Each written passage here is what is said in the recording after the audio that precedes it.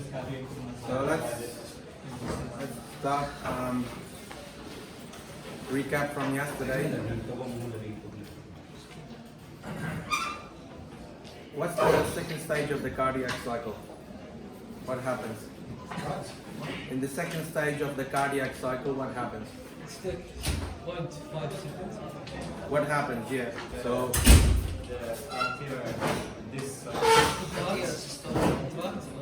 atria are Relaxation. No. so they diastole, relaxed. The atria. What about the ventricles? Relax. The ventricles are systole in the second phase. Okay. So in the second phase, the atria are diastole, the ventricle are systole. Okay. So what's happening here? Yes, causing the which valves to open?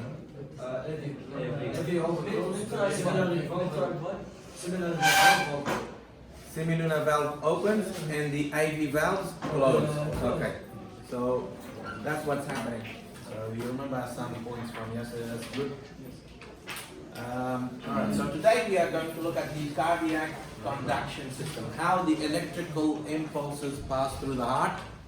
So remember before we said that the heart generates its own electrical impulse. So, but the rate of that impulse is controlled by the brain. So the signals are not sent from the brain. The heart itself has what we call its own conduction system. Its own energy. Its own pacemaker. Have you heard of this term, pacemaker? You know, some people, they have problems with their heart and they have to put an electric pacemaker with surgery to keep the beats going. So we have several tissues in our heart that generate the electrical impulses, okay? And in particular, one of them is called the pacemaker. This is where the electrical impulses are generated. So this system where the electrical impulses are generated from is called the cardiac conduction system, okay? And this helps to coordinate the contractions of the muscle in an orderly fashion. So you want the atria to contract while the ventricles are relaxed, and then the atria relaxed, ventricle contract. Not only that, but to ensure that the contraction starts from the bottom of the ventricles and moving upwards in a wave. Because you don't want contraction to begin from here and going down, which is inefficient. You want the contraction to begin from the bottom of the ventricle, going upwards to push the blood out. So this system, this cardiac conduction system, is actually some specialized cardiac muscle cells. Okay, we'll talk about them. So there's different types of them that are involved in the initiation of the electrical impulses, or sometimes we call them action potentials. Okay, so these are the electrical impulses, and so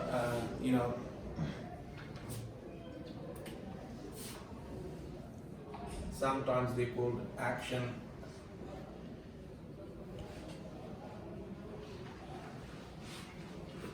potentials. Okay.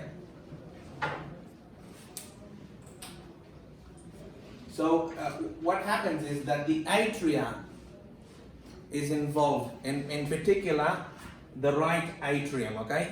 This is where the electrical impulses are initiated from. This is where they start from, okay?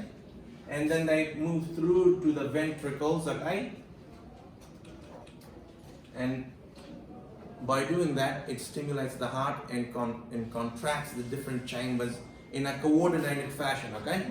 So all these tissues of the conduction system ensure that there is a coordinated sequence, and that is in accordance with the cardiac cycle that we studied yesterday, remember? So, it's 0.8 seconds, there is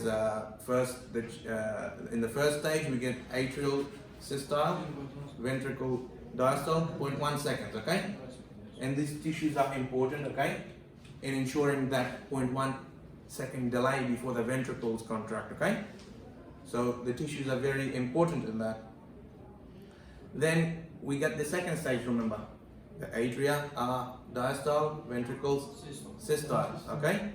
So in the second stage, we have different tissue involved in that.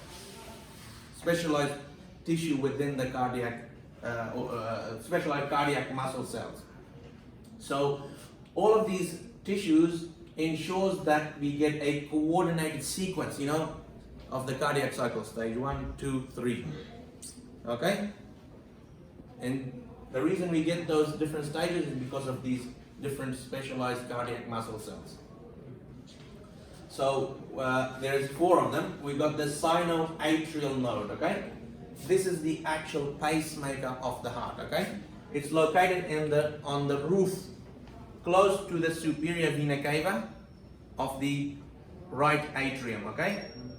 So this is the sinoatrial node. This is where the electrical impulses are initiated from. And they spread throughout the myocardium. Yes? Responsible for the closed period vena cava? Sorry? This is located in the top of in the roof. The function for This is where this is the pacemaker, this is the electrical impulses. We're gonna go through it, okay? So I'm just giving you a summary. It's gonna be in more detail here, okay? Then we have the atrioventricular node, which is located between the atrium on the bottom of the right atrium, okay? This is responsible for giving that slight delay. You know the slight delay of 0.1 second? So when the electrical impulse reaches here, it delays it slightly, giving delay, a pause. Pause, when you pause something, when you stop something. So the 0.1 second where the ventricles are diastole is because of here. When the electrical impulses reach here, it delays it for 0.1 seconds. You know the 0.1 second? So ensuring that the atria contract and eject the blood fully and fill the ventricles. So this AV node or the atrioventricular node functions in delaying, pausing the electrical impulse, preventing it from going into the ventricles for 0.1 second. Okay? Slows it down. Then after 0.1 seconds, once the atria have contracted, they relax again, and by that time when they relax, this electrical impulse passes through to the ventricles through the atrioventricular bundle. So this is the atrioventricular bundle. You remember the structure that separates the chambers, the ventricles, the septum? So those AV, atrioventricular bundles, pass down the middle of the septum, okay? And it branches into the 2 branches. It has 2 branches, okay? We call them the bundle branches. So, and the reason it's 2 branches because one will go to each ventricle, one of the branches. So we have the atrioventricular bundle coming from the atrioventricular node, all right? And then it splits into the bundle branches. Each bundle branch will supply the electrical impulses for each side of the heart, for each ventricle, okay? And then this AV bundles, they split into smaller fibers that are located throughout the ventricles, okay? We call them the Purkinje fibers, okay? So these fibers here that come off the bundle branches, they're known as the Purkinje fibers, and they spread throughout the ventricles. And the purpose of that is to ensure that the ventricle contracts in a coordinated manner. You know coordinated? The word coordinated? In a sequence that is step by step, you know. When it's coordinated, look up that word in the dictionary, okay? Coordinate something when you organize in an organized fashion. Okay? You know, you don't want this part to contract before here, or this part. It's coordinated. It means it starts here and goes up the contraction in an organized manner. That's what coordinated means. Okay? This term is here back. Okay? This word.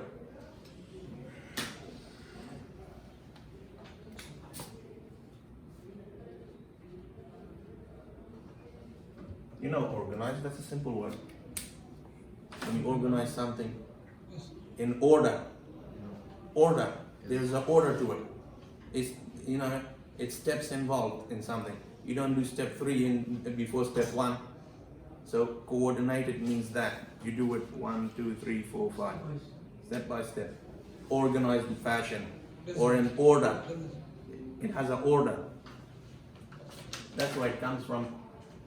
So it's, you know, I don't know any other words to tell you to explain it. So if you still don't know it, look it up in the dictionary. You got it? Okay. So let's have a look at these structures in detail. So as I mentioned before, remember the SA node or the sinoatrial node. This is the cardiac pacemaker. This is where the electrical impulses are generated from, initiated, okay? This is where they start. This is, you know, how the cardiac cycle is kept. So every 0.8 seconds, after every 0.8 seconds, this SA node sends an electrical impulse. Remember the cardiac cycle is 0.8 seconds. So every 0.8 seconds, there is an electrical signal coming from this SA node to give us that heart rate of, you know, 75 average, we said, okay? Now, if you exercise, the brain and hormonal changes can affect this SA node and cause it to increase the rate of the electrical impulse. Instead of 0.8 seconds, it can fire at 0.4 seconds. Makes the heart goes faster, okay? If you know, check your pulse, okay? Do this experiment when you're at home. Check your pulse at rest and go and run and check it afterward. You'll find that it's nearly doubled. Because the body's demand for oxygen and energy has increased. How can you supply it with that? Increase the heart rate. That's one mechanism, okay? The other one is increase in the respiratory rate. But we'll talk about that later when we're talking about the respiratory system. So the pacemaker fires those electrical impulses every 0.8 seconds, okay? And as he said, it's the junction. Junction means between, okay? You know the word junction? Yes. So it's between the superior vena cava and the right atrium, okay? So there's the superior vena cava and there's the right atrium. This is the SA node, okay? So as I said, it starts the electrical impulses, okay? So initiates or starts the electrical impulses, and then so it does that repeatedly every 0.8 seconds. Every cycle, when 0.8 seconds over, another electrical impulse. Every 0.8 seconds. Repeatedly it fires, it initiates the electrical impulses, okay? And this doesn't, as I said, there's no stimulation from the brain. It initiates it by itself, okay? So it's the pacemaker. Every 0.8 seconds, it will keep on sending electrical impulses to the muscles of the heart. The only time there is a stimulation, or I would say effect on it, is when you exercise and other your nervous system or your hormones can affect it. increase the rate, but it doesn't initiate it doesn't send electrical impulses to it, okay? So the impulses is responsible for the contraction of the atria, okay? So the impulses that are generated from the SA node cause the contraction of the atria, okay? So this is the main reason for contraction of the Atria, yes. This is what causes the contraction of the atria. Now, sometimes, so as I said, the brain can speed it up and slow it down, like we said in exercise. If there's a problem with this SA node, the atria don't contract properly, okay? The atria don't contract properly, and what happens is your heart rate can slow down. When the heart rate slows down, that means there's a problem with the SA node, and sometimes they give you, so they will, these devices, they will do operation and put a pacemaker, electric pacemaker, which detects the rate at which the SA node initiates the electrical impulses, and if it's slowing down, it will automatically send, it will keep it going up, it will keep it going at the correct rate, this electrical device that they install in your heart, okay? Now, as I said before, the SA node generates electrical impulses. However, the AV node also generates electrical impulses without the SA node sending electrical impulses to it, okay? So electrical impulses can be generated from the AV node and the bundles, okay? But it is at a slower rate, 40 to 50 times per minute, okay? Which will not keep the heart going at the proper speed, okay? In this case, if you a sign that your SA node is not working properly, your heart rate is dropping, because what's happening is that the AV node is compensating, okay, but it can only do 40 to 50 pulses per minute. Now the reason why we're getting a higher number of pulses when the SA node is working is because the SA node beats the AV node to the electrical impulses. It's much faster, okay? So normally we don't see the effect of the AV node when the SA node is working, okay? But when it stops working, then we see this effect of the AV. So the AV node and the bundle fibers are a backup, okay? Just in case this fails, the AV node can compensate. Okay?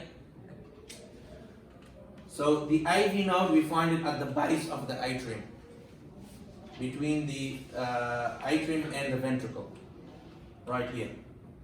That's the base of it. So the AV node acts like a gateway, okay, between the SA node and the ventricles. So electrical impulses come to it, and then it passes it on to the ventricles, okay? So electrical impulses come to it, and then it relays it, relays the electrical impulse to the ventricles. And this is very important, because as we said, in the cardiac cycle, we need that initial 0.1 second delay, and this AV node is responsible for that 0.1 second delay, because we find that the fiber diameters are much thinner in the AV node than the SA node, okay? These thinner diameter fibers allows for a 0.1 second delay before the electrical impulses pass into the ventricle, okay? So you get initiation of the electrical impulse, it passes on to the atria, reaches the AV node, it doesn't immediately go there into the ventricles, okay? Okay. For 0.1 seconds, ensuring that the atria contract, blood ejects into the ventricles, okay? After that 0.1 second, then the electrical impulses pass into the ventricles. Then we get the 0.3 seconds of contraction of the ventricles. So you see the importance of the IV node in slowing down the electrical impulses, ensuring that the atria contract before the ventricles in step 1, in stage 1. So that the significance of the IV node is there, okay? Anybody doesn't understand why that is important? You got it, everybody? Yes. So it acts like a delay, you know, when you delay something, you know, I run towards here and I find that it's very tight, I have to squeeze through something and then get through it and then I can run again fast. You see what I'm saying? The electrical impulses come fast, and then because the fibers are thinner, there's a slight delay. When 1 second, once they get through that delay, then they go back. Okay? Yes. So ensuring that the atria contract before the electrical impulses go into the ventricles. Do you see that? Can you imagine that now? That's why it says here that they have a smaller diameter, the fiber, okay? The muscle fibers are smaller diameter, and this causes the electrical signal to slow down for 0.1 seconds before it goes into the ventricle. And this is because, you know, remember this 0.1 second delay is because of that, as the IV node, okay? You see, the first stage is 0.1 seconds. Yeah. The reason is because the delay in here, okay?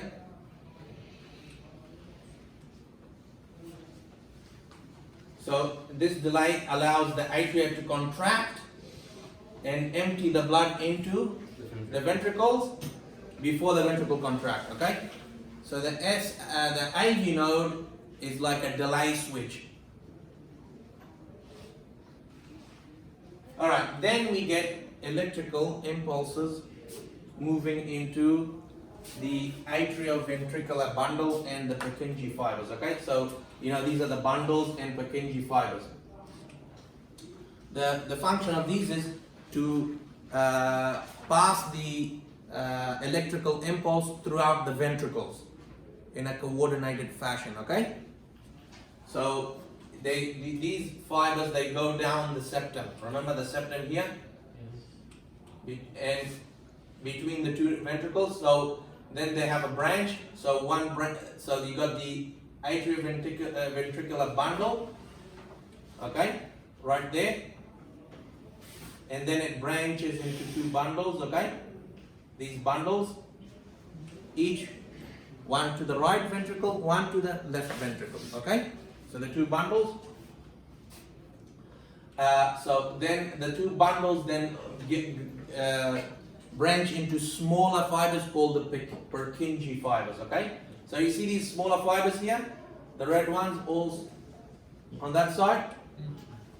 These are the Purkinje fibers, okay? And this is what carries the impulses to the myocardium, causing that contraction, okay?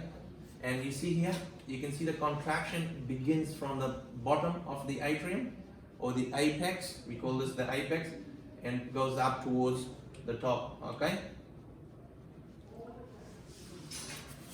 See, contraction going from the bottom upwards. And the reason is because of the IV bundles, okay? And the bundle fibers branching, the branch and the Purkinje fibers, the electrical impulse goes down and back up. This ensures contraction from here upwards. And you see the blood going into the aorta from the left ventricle. I mean, the right ventricle is not shown, but you know, you can see what's happening here. So when you get contraction here, going upwards, blood goes in that direction. If it contracted from here downwards, you'll be not efficient. So these bundles and Purkinje fibers, they ensure that contraction begins from the bottom upwards, okay? So what happens is, when the electrical impulses pass through the IV bundles, they go down quickly, okay, to the bottom, and then go back up through the Purkinje fiber. So electrical impulses going down the IV bundles, then back up the Purkinje fibers. So the lower part of the ventricle contracts first because of this, okay, and then electrical impulses moving from the bottom to the top causes the blood to go into the pulmonary trunk and the aorta. Here the aorta is shown, but also it will go into the pulmonary trunk from the right ventricle. Okay? Any questions on how that is happening and why? So once again, electrical impulses come down and back up. The function of this is, so you get contraction from the bottom of the ventricle moving out, up, ensuring emptying of the ventricle into the aorta and the pulmonary trunk. What is the Purkinje fiber? So these are the Purkinje fibers here. Can you see these? Right here. All these are Purkinje fibers. So you got the IV bundle and then the branches, and then when it goes back up this way, this is the Purkinje fibers, okay? Right here. On each side. So you got the IV bundle, the branches of the IV bundle, and then Purkinje fibers, okay? So, Yes. we have Purkinje fibers between the left and right. Yes. Right. On the walls, these not in the septum, okay? They call different names. Here they call branch bundles, okay? The bundle branches, okay? When they go back up the ventricles, they have a different name. They call Purkinje fibers, okay? So you see this thing here. This is called an ECG. Have you heard of that? Yeah. They put up these little devices and they can measure electrical impulses. I'm not gonna go through what each one means, okay? Diagrams of that. Yeah, so it's actually the electrical impulses passes through the atria and the ventricles, what we call depolarization and polarization. You know, poles, you know, when you depolarize, you change the poles, okay? If you have negative on this side, you have positive on that side. You depolarize it, positive, negative, okay? Polarize, positive, negative. This is how the electrical impulses are passed through the heart muscle. Do you remember in the cardiac muscle we have a very specialized structure? The gap junctions, you know, between the intercalated discs. You remember the intercalated discs? Those dark striations between the cardiac cells? Forgot that? Yes. He hasn't forgotten, but the rest have. This is the gap junctions. Gap junctions are, remember, like channels between cells for electrical impulses to pass through from one cell to the other. You find that in the cardiac muscle, okay? That's why the electrical muscle impulses pass through them, because of the gap junctions. You learned that last semester, okay? All right, let's move on to blood pressure. So, I think you studied this in physics now. Yes. And in The pressure. in lab and then Yeah, in the lab. So, the pressure is the fluid pressure that is exerted on the walls of the arteries, okay, or blood vessels. So, this is because of the action, the contraction and pumping of the heart, okay. In particular, when we measure these, you know, when you go to the doctor and they measure your blood pressure, they're measuring the systemic arteries. So the blood pressure is always on the systemic artery. So which ventricle is exerting that pressure on these arteries? left. The left ventricle, correct? Because the right ventricle, the blood only goes to the lungs. throughout your body, all the arteries except for the pulmonary, the blood pressure that is exerted on them comes from the left ventricle. That's why the left ventricle has a thicker muscle, okay? Yeah. So it's the force exerted on the walls, okay? So you got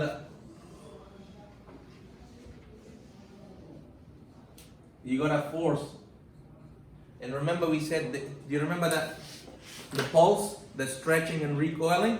Yes. So that is the force that's causing the stretch and recoil.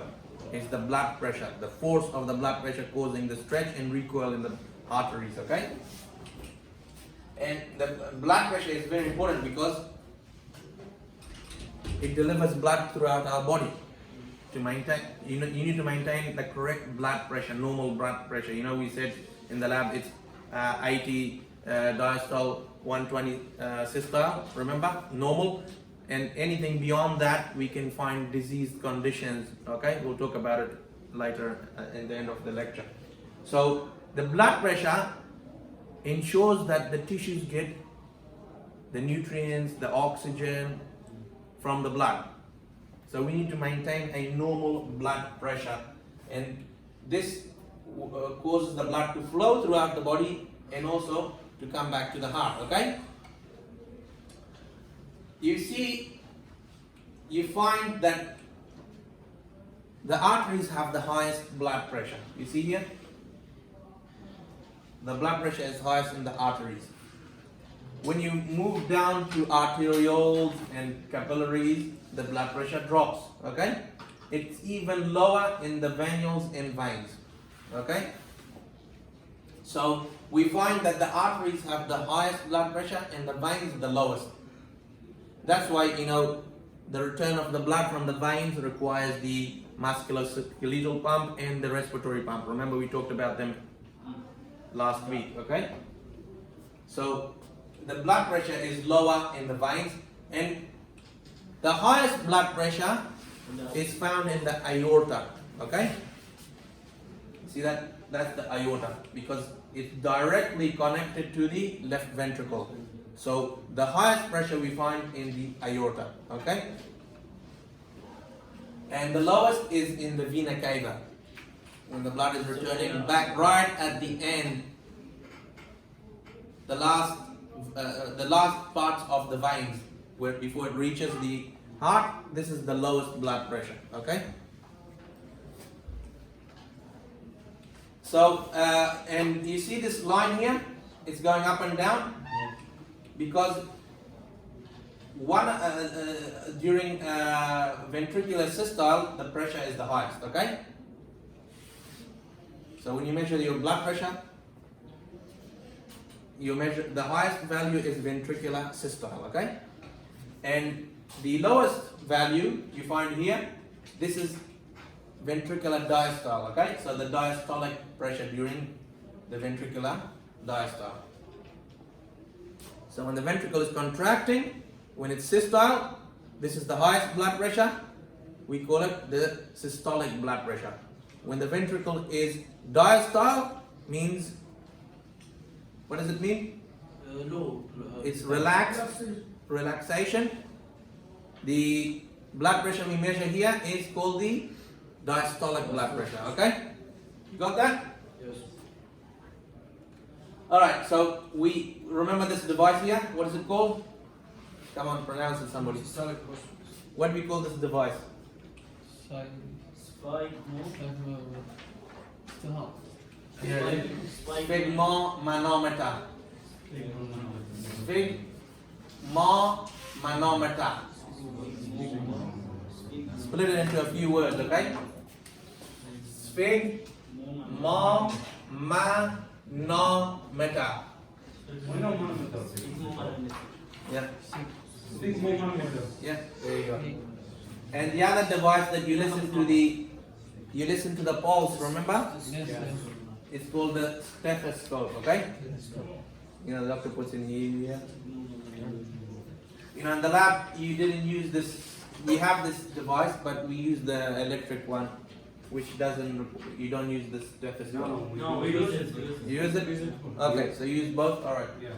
we have the electric ones nowadays, you know, we use it, those one as well. So when you normal blood pressure, if you checked it, you would have seen your blood pressure, if you're healthy, 120, which is the systolic blood pressure, over 80. So we write it, the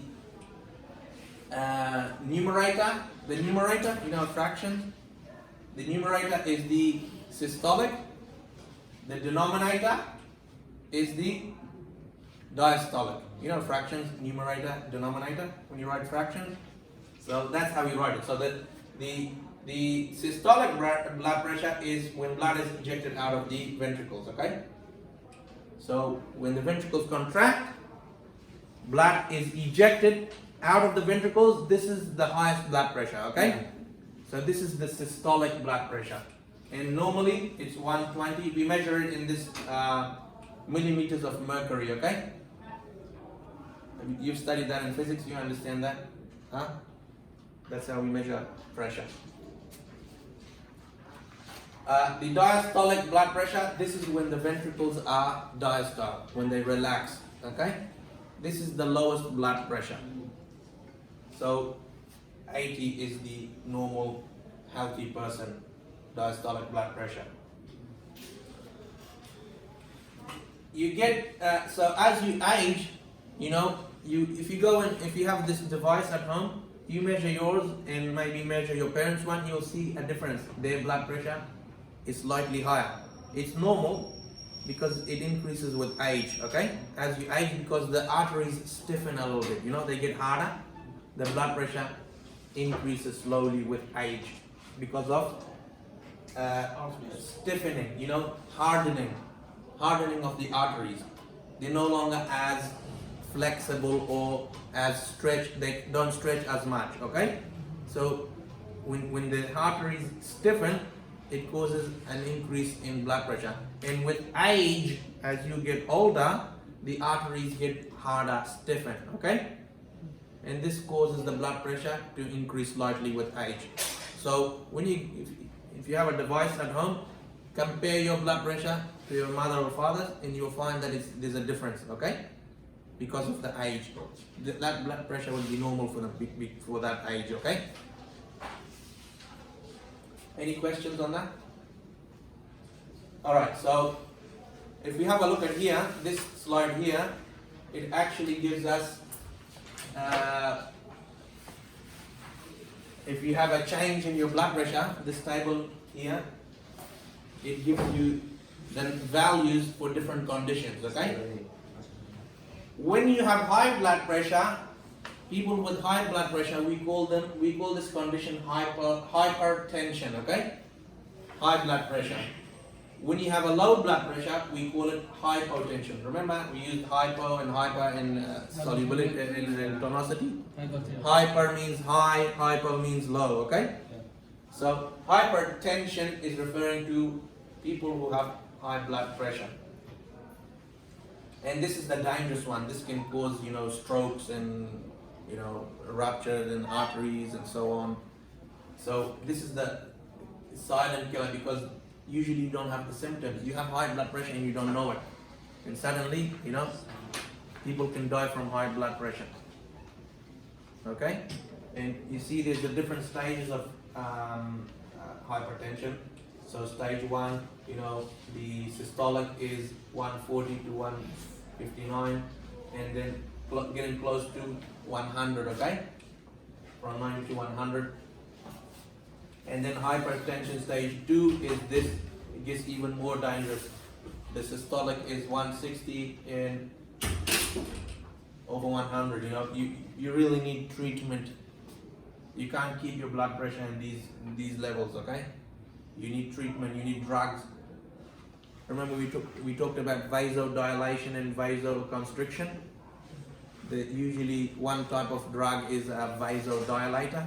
It dilates your arteries, lowering your blood pressure, okay?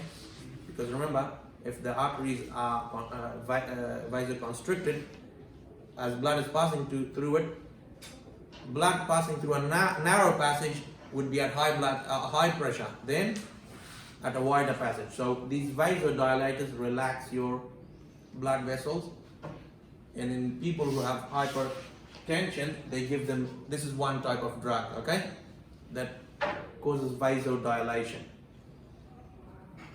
Then if you have low blood pressure, this is sometimes caused by people, if you have an accident and you lose a lot of blood, your blood volume decreases, obviously naturally your blood pressure is going to drop. Or if you lose a lot of water, for example dehydration, or people who have burns and they lose water from their skin, their blood pressure drops. Okay, and this you can notice this more easily because it causes dizziness and faint.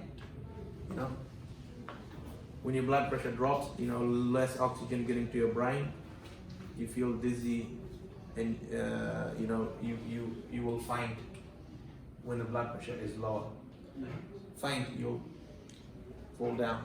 It is less dangerous than. Well, both of them are dangerous. You don't want your blood pressure to be low. Both of them are dangerous. If you're losing blood and your blood pressure drops, you're not getting enough oxygen in vital organs. It can kill you if you don't correct it, okay? So usually if you give fluids should bring this back up. They'll give you a drip to restore the blood, or give you blood infusion or whatever. Okay? So just learn these values, okay? And what they mean. Okay.